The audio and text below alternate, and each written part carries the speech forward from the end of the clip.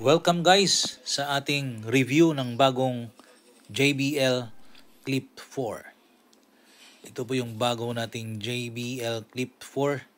Kasunod siya sa JBL Clip 3. So, i-unbox natin para makita natin ang features. Ang dami nitong features ang ating JBL Clip 4. Mayroon itong quick start guide kung ba't makita natin ang different features nito. Mayroon ito yung itsura niya. Ang ganda ng kanyang kulay. So, mayroon siyang Bluetooth pairing. Mayroon siyang 10 hours playtime. Napakaganda ang kulay nito. At mayroon siyang carabiner sa side. Makita natin itong clip at mayroon siyang charging. So, ang charging nito is charger nito is Type-C. Ito yung kanyang quick start guide. Makita natin waterproof din ito. At mayroon siyang technology specification.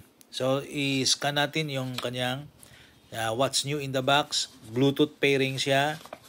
Mayroon siyang 10 hours playtime. Type-C. At mayroon siyang indicator sa charging. Carabiner. Mayroon siyang clip. Pwede pang running, pang mountain climbing, at pang biking. At ito ay isang waterproof, dustproof. At mayroon siyang technology specification. Ito na yung model Type-C. Tapos ito yon UKCA.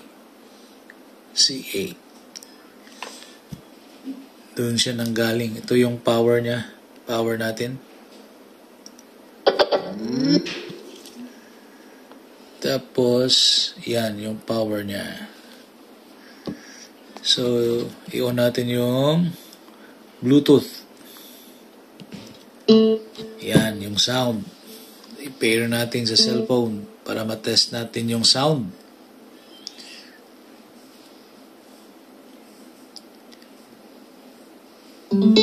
Okay siya. Ayun, music.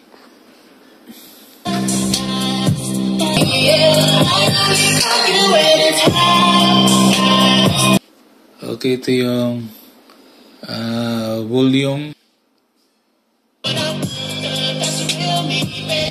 Stop, play.